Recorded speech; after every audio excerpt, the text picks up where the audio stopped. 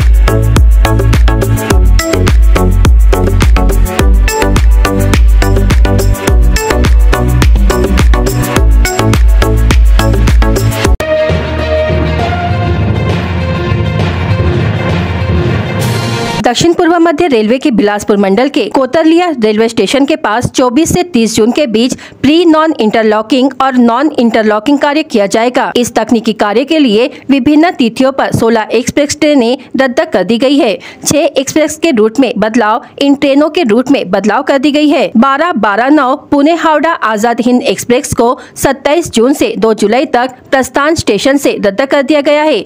12-101 LTT Shalimar Dnyaneshwari express 24, 25, 28 और 29 जून को, जबकि 12-102 शालीमार LTT ज्ञानेश्वरी एक्सप्रेस 26, 27, 30 जून को और 1 जुलाई को प्रस्थान करेगी। 12-860 हावड़ा CSMT मुंबई गीतांजलि एक्सप्रेस 24 से 29 जून तक। 12-859 CSMT मुंबई हावड़ा एक्सप्रेस 26 जून से 1 जुलाई तक। 12-905 पोरबंदर शालीमार एक्सप्रेस 26 और 27 जून को। 12-906 शालीमार पोरबंदर एक्सप्रेस 28 और 29 जून को। 22-846 हटिया पुणे एक्सप्रेस 24 और 28 जून को चलेगी, जबकि 22-845 पुणे हटिया एक्सप्रेस 26 और 30 जून को वैकल्पिक मार्गों पर चलेगी। स्टेशन से ही रद्द कर दिया गया है। 20-822 संतरागाछी पुणे हमसफर एक्सप्रेस 29 जून को, जबकि 20-821 पुणे संतरागाछी हमसफर एक्सप्रेस 1 जुलाई को रद्द कर दिया गया है। इसमें गोंदिया होकर चलने वाली आजाद हिंद और ज्ञानेश्वरी एक्सप्रेस के क्रमशः 6 और 4 फेरे रद्द किए गए हैं।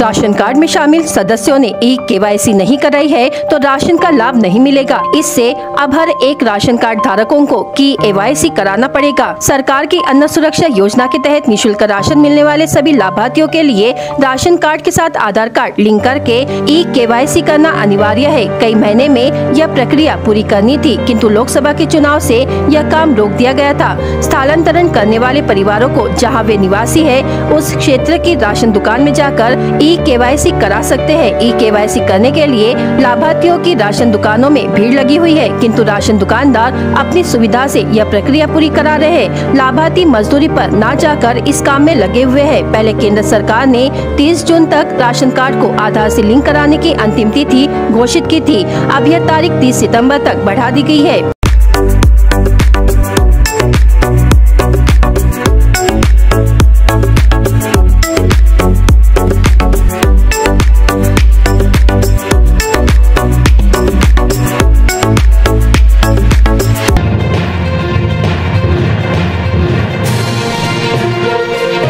भंडारा जिला पुलिस बल के 60 पदों के लिए पुलिस भर्ती 19 जून से शुरू हो गई है। इस भर्ती प्रक्रिया के लिए 4000 से ज्यादा उम्मीदवारों ने आवेदन किया है। राज्य में पुलिस भर्ती की प्रक्रिया कई वर्षों के बाद शुरू हुई। किसानों, खेत मजदूरों, निजी और अर्ध सरकारी नौकरी पेशा युवाओं ने अपनी किस्मत आजमाई। क्योंकि उनमें से कई उम्र दराज है, इसलिए वे अंतिम अवसर के रूप में फील्ड टेस्ट में अच्छे अंक प्राप्त करने के लिए अपनी पूरी ताकत लगाने की कोशिश करते हैं। भर्ती के लिए जिले और राज्य के कोने कोने से युवा भंडारा शहर में प्रवेश कर चुके हैं। जिले के युवाओं ने पिछले साल ही पुलिस भर्ती की तैयारी शुरू कर दी थी। हर दिन 800 अभ्यर्थियों को फील्ड टेस्ट के लिए बुलाया जाता है। दौड़ प्रतियोगिता में युवाओं ने जी जान लगा दी है। इस दौरान कुछ लोगों के पैर मुड़ गए, कई घायल हो गए, लेकिन इसे नजरअंदाज कर अपनी चाहत पूरी करने के लिए दौड़ते युवाओं की तस्वीर जिला पुलिस ग्राउंड में देखने को मिल रही है।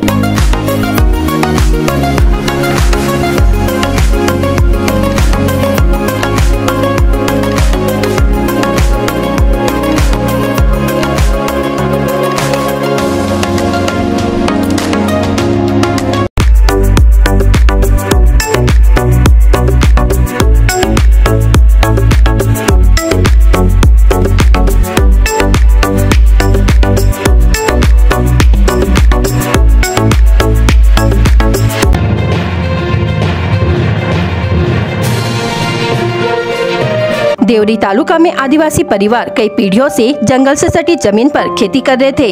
ऐसी जमीनों का वन अधिकार आदिवासी समुदाय के लोगों को दिया जाए और जिन लोगों के वन पट्टे लंबित है उन्हें तुरंत वितरण किया जाए। इस मांग को लेकर आमगांव देवरी विधानसभा क्षेत्र के विधायक सहसराम कोरोटे ने देवरी तालुका के आदिवासी सदस्यों के साथ जिलाधिकारी प्रजीत नायर से मुलाकात की और एक निवेदन दिया। पिछले साल भी विधायक सहसराम कोरोटे ने देवरी तालुका में वन अधिकार धारकों की मांगों को लेकर विरोध प्रदर्शन किया था। मागील वर्षी 2023ला एक आम्ही वन हक्क जमिनीच्या संबंधानं आणि आमच्या आदिवासीचे अधिकार आम्हाला मिळालं पाहिजे ह्या दृष्टिकोनातून आम्ही मोठं आंदोलन उभा केलं होतं। त्या ठिकाणी स्वतः मी 2 दिवस आणि 1 रात्र त्या ठिकाणी मी आंदोलनाला स्वतः मी सुद्धा बसलं, पूर्ण जनता बसली आणि त्यामुळे काय झालं की संपूर्ण महाराष्ट्रभर आपलं आंदोलन पोहोचलं आणि त्याच्या अधिकाऱ्यांनी सगळ्यांसुद्धा घेतलं आणि जे काही आमचे ट्रक वगैरे होते ते सोडण्याचे त्यावेळेस काम केलं। पण आता काय झालं की जे आमचे दावे आहे वन हक्कांचे, सामूहिक वन हक्क आणि वैयक्तिक वन हक्क, तर आता एक कलेक्टर ऑफिसमधून एक पत्र निघलं आहे की आपल्याला सर्वांना सरसकट आपल्याला त्यांचे दावे निखाली आपल्याला लावायचे आहेत अशा प्रकारच्या कलेक्टर ऑफिस माननीय जिल्हाधिकारी यांच्याकडून एक पत्र निघालं आहे। पण त्याच्यामध्ये काय आहे की अनेक लोकांचे फाईल गायब आहेत आणि त्यामुळे त्या लाभापासून अनेक आमचे जे आदिवासी बांधव आहेत आणि त्या भागामध्ये राहणारे जे लोक आहेत ते त्यापासून वंचित राहतील आणि ते वंचित राहू नये ह्यासाठी म्हणून आज आम्ही सन्माननीय जिल्हाधिकारी यांच्याशी आम्ही बसून एक चर्चा करणार आहोत आणि त्या चर्चेमध्ये महत्त्वाची गोष्ट म्हणजे एक की बऱ्याचशा लोकांच्यावर पंजीमध्ये त्यांची नोंद आहे, म्हणजे ज्यांचे त्याच्यावर जे दावे आहे, ज्यांचे जबरान ज्योत आहे, ज्यांनी त्याच्यावर आतापर्यंत आपली उपजीविका केली,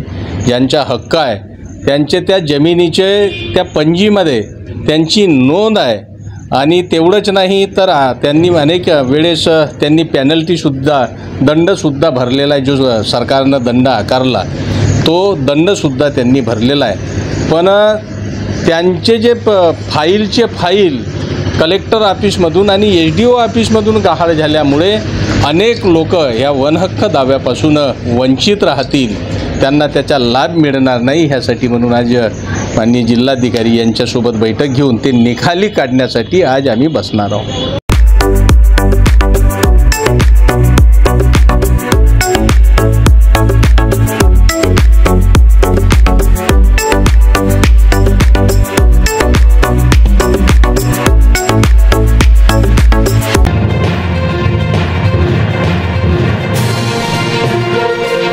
शहापूर येथील नूतन हार्डवेअर व सौरभ एंटरप्राइजेस या दोन दुकानांना आग लागली. आग लागल्याचे लक्षात येताच आजूबाजूच्या लोकांनी घटनास्थळी धाव घेतली. दुकानातील इलेक्ट्रॉनिक तथा हार्डवेअरचे साहित्य जळून खाक झाले. तसेच दुकानासमोर ठेवलेले 2 चारचाकी वाहनांना आग लागून ते भस्म झालेले आहेत. घटनास्थळी अग्निशमन दल दाखल होऊन गावकऱ्यांच्या मदतीने अथक प्रयत्नानंतर आग आटोक्यात आली. तोपर्यंत मात्र दोन्ही दुकानातील संपूर्ण साहित्यासह दोन्ही कारांची राखरांगोळी झाली. या दुकानाच्या वरच्या मजल्यावर राहणारे दुकान मालक सुदैवाने बचावले. आगीत दुकान मालकांचे लाखो रुपयांचे नुकसान झाले. शॉर्ट सर्किटमुळे आग लागल्याचा अंदाज वर्तविला जात आहे. नेमकी आग कशामुळे लागली याचा तपास जवाहरनगर पोलीस करीत आहेत.